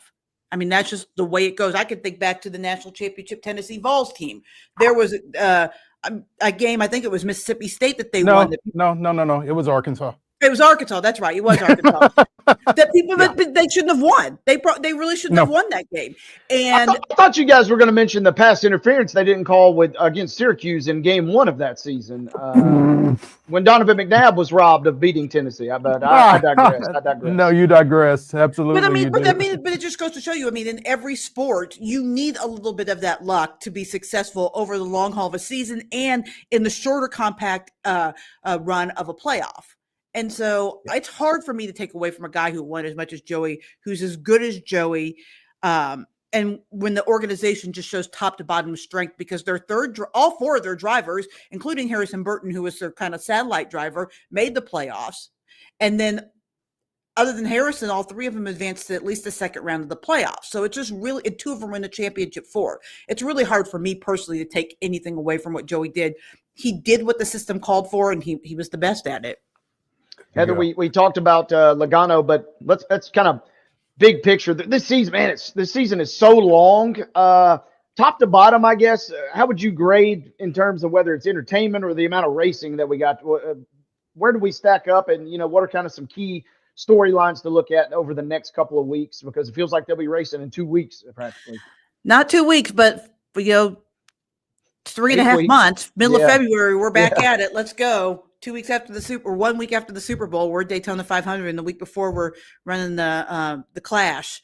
I think that the racing this year, and I think this is going to kind of get lost because all anybody wants to talk right now is the playoffs, and I would expect there to be some tweaks in the playoff system in the off season, just because so many people are complaining about the way that Logano won. But I think what's going to be lost in this is just how good the racing was. We saw at least 4 finishes that were among the closest finishes in NASCAR history this year. The finish at Kansas, the finish at Atlanta, one at Talladega. I mean, just some really, really good racing this year. We saw unbelievable from out of nowhere upsets happen. Harrison Burton at Daytona, Chase Briscoe at Darlington. We saw close battles. We saw insane things like Austin Dillon wrecking the entire field, it felt like, to try to get in the playoffs, and the NASCAR taking that eligibility of the playoffs away from him. Yeah. Overall, the racing was really, really good. But I think because people didn't like, and part of this is that people don't like Joey Logano, which I do not understand. He is easily the most insightful driver you will talk to from a media perspective anyway in the garage area. But fans don't like him, which is definitely their prerogative. But because of the way the season finished, I think that that's going to take away from just how good this season was, because the racing was pretty phenomenal. To the outsider, to the layperson myself, it felt like, man, we talked about a lot of close races, and it felt like there was at least, which maybe that's just a testament to how great of a job you do every week with us. It felt like there was something compelling almost every week. Even to somebody that's not in the nuts and bolts of the garage. No, I think it was really compelling. And I think that's what's for the hardcore fan, which is sad because it's kind of getting a little bit lost. I mean, there was some wild stuff. In back-to-back weekends in the playoffs, you had drivers either penalized out of the playoffs or disqualified out of the playoffs. That's wild. Like, that's fun. I mean, unless you're Christopher Bell or Alex Bowman, and in that case, it was not fun. But it was really, really interesting because you hadn't seen that before. And, as a sports fan, I think we all long to see things we've never seen before. I mean, people were getting all excited yesterday, at least on my Twitter feed, because there was a scoregami yesterday in football, right? The football score we had never seen before. So I think that fans like that. But I think that because a driver that was not that dominant in the regular season won the championship, NASCAR fans are very traditionalist. They don't like the playoffs, a lot of the older ones, because they don't consider them stick and ball sports. They don't think that they should decide their playoffs the same way that other sports do. So they're already going in, with their nose half held before they even eat the food to see if they like it or not. And then when this happens, they just already decided they don't like it, regardless of what happened, regardless of how fun it was or entertaining it was. If you just take that off, they already decided they don't like the playoffs. Okay. I mean, I understand that. I understand they're traditionalists, but for me personally, and I don't think the playoffs are perfect by any stretch of the imagination. I do not think they're perfect. I think I hate one race for the championship personally, because as opposed to in the other sports where it's just mano a mano, team on team, there are, 32 other drivers other than the championship four that can get in your way, that can do something dumb, that can, block you like they did in the elimination race in Martinsville, that can just really change the outcome. So I don't like one race for a championship. I'd like to see a 3-race average or whatever. But that being said, I don't hate the idea of the playoffs. I kind of like the March Madness feel of it. And so I hope that if they change this, that they take into consideration that it is very compelling, especially for non-sports fans. One other thing that they are going to add next year that I think non-sports fans can get into is they're going to do an in-season tournament, which I think is really going to be interesting and compelling during the summer races, when it gets kind of, because this is a long season, as you mentioned, as it gets kind of long and drawn out. That in-season tournament, I think, is going to be an extra layer of excitement. But the old hat fans are going to hate it. Heather Williams of WCYB joining us here on Main Street Sports Today, presented by the Tennessee Orthopedic Alliance of Columbia. Heather, you mentioned it. Christopher Bell, not a happy camper coming out of Martinsville. Has he been, will he be sanctioned for popping off and saying that he was cheated out of a berth in the championship four, or they're just going to let that lie? No, I don't think so, because generally NASCAR doesn't really penalize those guys for stating their opinions. And I understand where Christopher's coming from. I was at that race. I was at the race where Ross Chastain rode the wall. I do not believe they were the same thing. I do not believe that Christopher Bell intended to ride the wall. He didn't pass anyone. So I understand the letter of the law is you can't ride the wall. It doesn't matter why. But I don't think that was really the spirit of the law. And so I understand why he was angry, but no, and especially not Christopher Bell, because he's not a guy that usually pops off that much. I mean, he's a pretty straight-laced, walk the line kind of guy. So I don't think this one-off popping off is going to cost him anything. If it was going to, they would have probably already done it by now. I think missing the championship four was punishment enough for him.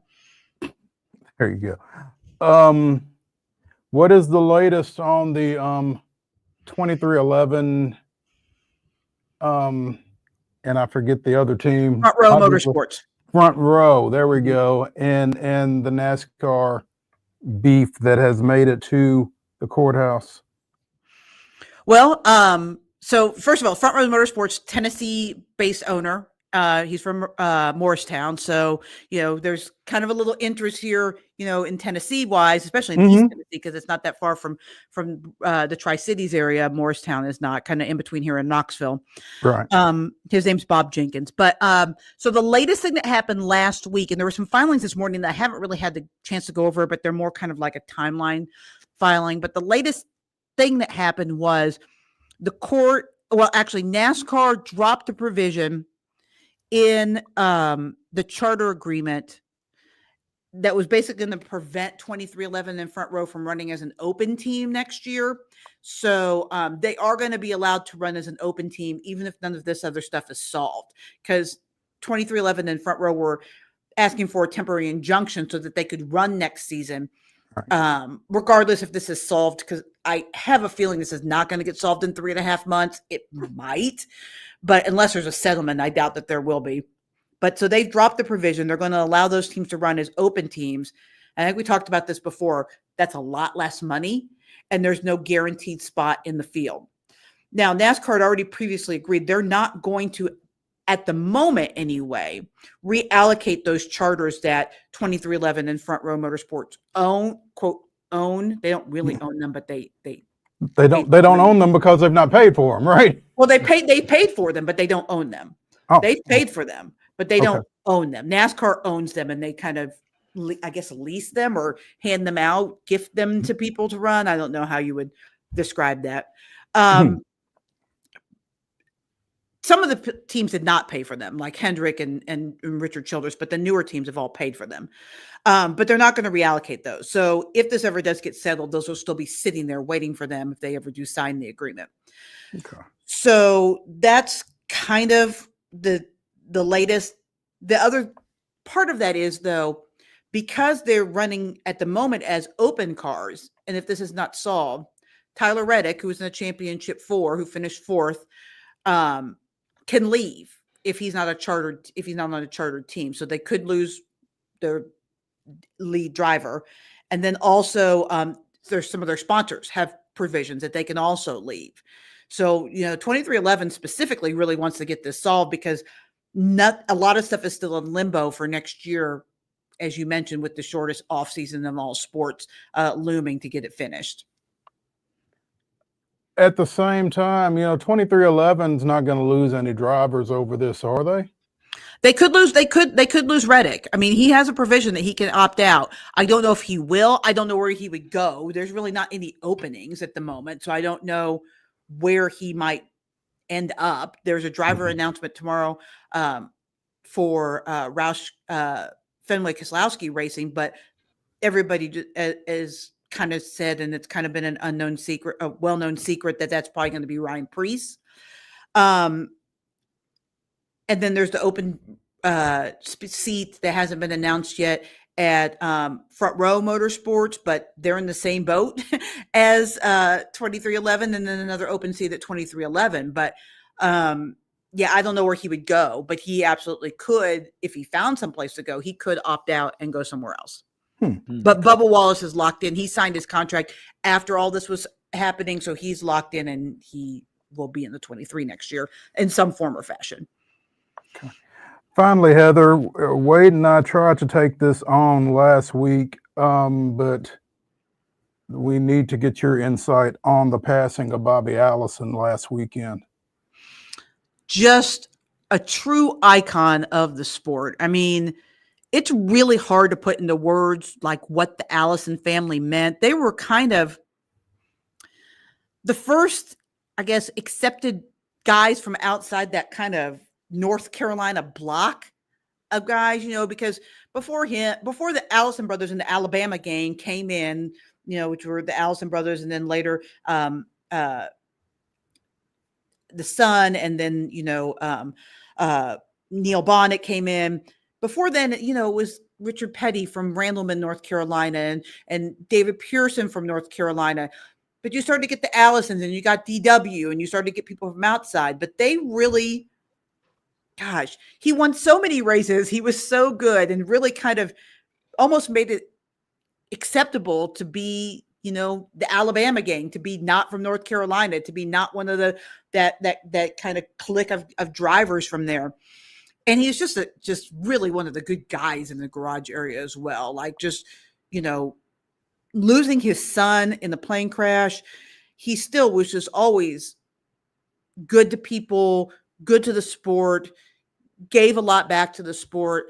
And it's a pretty big loss for the sport, because he's one of those icons. He's not quite the king, but I mean, man, he's up there with DW and David Pearson and really some of the guys at the boom of the NASCAR. The boom of the NASCAR came in like the 90s and 2000s, but without the Allisons and that generation, the boom could never have happened. Like, they laid the foundation for all that to become a thing.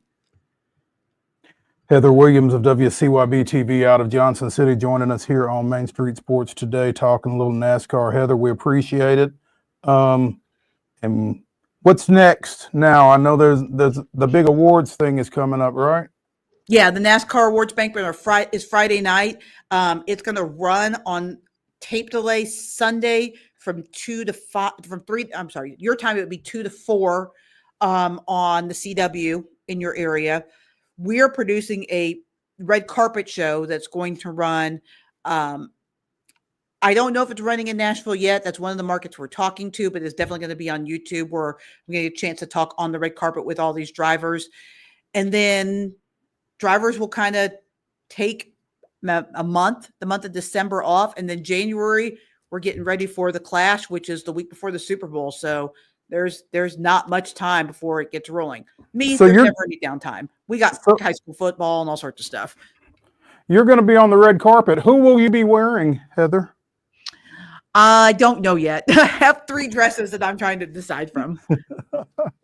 Well, we look forward to checking in with you on how that goes, and we appreciate you indulging our ignorance on a regular basis. And but where are you going on Friday for high school football? I am going to Columbia Academy. The Bulldogs have Donaldson Christian in a region rematch, and in D2, this is the state semifinal. So yeah, the winner goes to Chat. We only got 1 team left from our area. Isn't that crazy? Well, that makes it easy to figure out where you're going, huh? Yeah, yeah, Greenville, Anderson County. So. Oh, that should be a good one, though. Slobber knocker. I will not be there because I'll be on the red carpet. But that's it. That's the only Tennessee team we have left, and then we have 6 teams left in Virginia. Okay. All right. Giles County, we had back-to-back trips, Heather, 2 times in 3 weeks over to East Tennessee. Lost to Meigs Friday, and now Richland is our lone team in the southern Middle Tennessee. Now we go west. So I've gone 3 hours east on a couple of weeks, and now I got to go 3 hours west. So yikes. This time of the year always just kind of, I don't know. I'm always fascinated by what's considered regional, by the TSSAA or the VHSL for that matter. Because we had a couple of teams from our area playing Chattanooga area teams in the opening round. Mm-hmm. It's like, I don't know. I don't get it. Yeah, it's a thing. It's a whole thing. Well, safe driving, gentlemen. We appreciate it. We'll catch up with you. All right. See you later. Bye-bye. Let's take a break here on Main Street Sports Today, presented by the Tennessee Orthopedic Alliance of Columbia. When we return to the Lee Company studios, it's a grab bag. Stay tuned.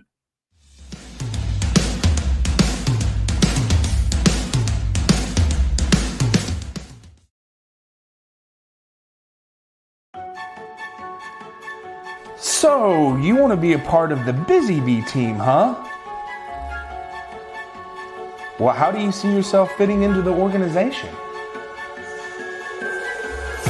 Oh, I get it. You want to be a weather bee.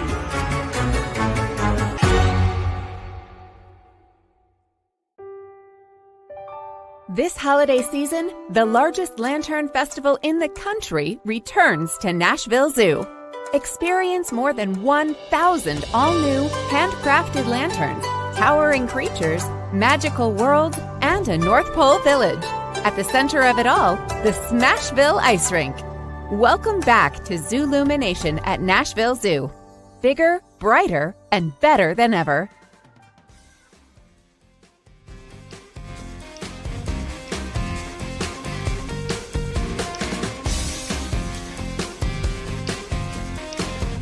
It's the final segment of the Monday Mirror here on Main Street Sports Today, presented by the Tennessee Orthopedic Alliance of Columbia. That's Wade Neely. I'm Maurice Patton, and they did it. The Cleveland Cavaliers got to 15-0 with a 128-114 win over Charlotte last night. 15-0. Next on the docket, tomorrow night, Celtics. Is this where it comes to an end? 15-1 is coming right to this show Wednesday, my friend. No faith in the Cavs, huh? I will not be surprised if they win. I certainly will not be surprised if they lose. I hope it's a good game because, this has been a fun start. Just the 4th team ever to get off to this great of a start. And, they still got a ways to go. to try and think about Golden State at 24-0, but it has been fun.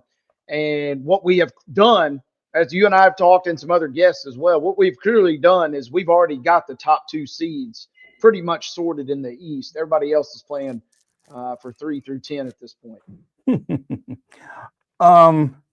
Very little change in the men's and women's basketball college polls. Kansas, UConn, Gonzaga, Auburn, and Iowa State are your top 5 men's teams. Alabama fell 6 spots to number 8, so there's a little change. Kentucky up 10 spots after their win against Duke to number 9. Tennessee is at 11. But I mean, it's not even Thanksgiving yet. So how much attention are we paying to this? We're still in the middle of football season, right? Yeah. College basketball doesn't begin really for me till after the Super Bowl, if I'm being honest with you. But these are games that obviously you don't want to lose too many of. And we've seen some good ones. You know, there have been some quality games. Kentucky has obviously gotten off to a insane start, which kind of like I just mentioned with the Cavs and Celtics, you know, maybe Kentucky has kind of thrust itself already into consideration for a team to keep eyes on. The SEC schedule should be a lot of fun this year.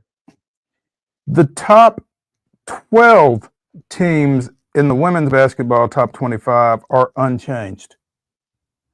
Pretty predictable, I guess. Women's basketball has kind of become South Carolina, UConn, USC, Texas, and UCLA 1 through 5. And again, nothing new over there. Alabama did slip a couple of spots, despite being 6-0. So, yeah, I was gonna pull Heather's ballot up and grill her a little bit, put her on the spot, and see, you know, if she could defend her ballot. But we'll have to save that for another time. But yeah, some teams playing well, and you know, it's going to be fun, I think, especially. It feels like South Carolina, there's just no way that they continue to just flat out win every single game. Somebody maybe jumps up and gets them at some point. That will be the big headline, I feel like, this season. But sure. If, you know, them, or, you know what, I mean, maybe it's Texas in an SEC game later this year. Whether it's them, UConn, or USC, or Texas, perhaps, it feels like we're in store for another quality season of women's basketball. Absolutely, as that sport continues to build momentum and excitement. You mentioned ballots. The Baseball Hall of Fame ballot for 2025 was released earlier today. 14 new candidates, including Ichiro Suzuki and CC Sabathia. Also, Dustin Pedroia and Hanley Ramirez, both ex-Red Sox. Former Ranger second baseman Ian Kinsler. One-time Nashville resident Ben Zobrist, I'm not sure if he still lives here or not. Troy Tulowitzki, long of the Colorado Rockies. Couple of catchers, Russell Martin and ex-Brave Brian McCann. And outfielders Curtis Granderson and Adam Jones among the newcomers on the ballot this year. So it'll be interesting to see how many of those guys, if we have any first ballot Hall of Famers named off of that. Meanwhile, Billy Wagner got 73.8% of the balloting in 2024, falling 5 votes shy of the 75% needed for enshrinement. And this will be his 10th and final appearance on the ballot. So this is a big year for the Virginia native and longtime Astros and Braves reliever, Billy Wagner. So we'll be keeping one of my all-time favorites growing up. And, you know, we got the Hall of Famers being, you know, that list gets published today, but who knows what will happen down the road. Tonight could be the night that Mr. Skeens collects his Rookie of the Year award. We'll see if he takes that honor home, but as great of a year as he had, it feels like, you know, he's certainly already on that trajectory after his first year. He really does kind of seem to be on that trajectory, and it'll be interesting to see if it is validated with a Rookie of the Year award, because, again, the Jacksons Jackson Merrill from San Diego and Jackson Churio from Milwaukee both put up seasons that will challenge, and they were up pretty much all year as opposed to Skeens. So not sure what the voters will be looking for as far as that goes. Feel like it is definitely a 3-player race for that National League Rookie of the Year award, and I don't know that it's as cut and dried for Skeens as some folks would have had you believe during the season. So no, I'm praying. I've got a ticket from middle of the year that let's just say, and I'll be eating a little better than Arby's tonight if Mr. Skeens does take that home. So oh goodness, that would be nice. But yes, he floundered, not by really any fault of his own, but because they started resting him. And so the Churio and Merrill combo, those guys, like you said, they played great all season. So that is going to be fascinating. And for a rookie, also ending up as a finalist for your Cy Young winner is just kind of crazy. Like I said, I was tongue in cheek when I was saying, Hall of Fame, but I mean, this guy is going to be fun to watch for a full season, hopefully for the next several years to come. Yeah, you just wish him good health, man, for sure. So you sprinkled a couple of shekels on him, huh? We got him at 14-1 in the middle of the year, and let's just say, like I said, I can go better than the 4-4 at Wendy's if he pulls it off tonight. So that'd be nice. So dinner for everybody at the Hickory House, huh? Yeah, we could do it. I could treat you to a Hickory House the next time that Giles County has a home game at the Brickyard. Think about that. So your Astros will be playing at a newly named facility in 2025. Minute Maid Park becomes Daikin Park. The deal is with Daikin Comfort Technologies North America, a subsidiary of Daikin Industries, which is based in Japan and is a leading air conditioning company. So yeah, they haven't had the greatest record. They got lucky with Minute Maid to rub Enron off the map there. So I'm just holding my breath. I don't know anything about this company. That was the first time I've heard it pronounced. So I'm hoping that they're on the up and up because I still got a little PTSD from Enron Field back in the day. It's a 15-year deal. This will run through the 2039 season, according to the announcement that was made earlier today. Minute Maid will remain an Astros partner through 2029. They just don't have naming rights for the facility. So whatever that means. Yeah, well, I don't know what that means. Junior partner or something of that nature. Yeah, it'll always be the juice box. I'm not sure what Daikin is paying for the naming rights.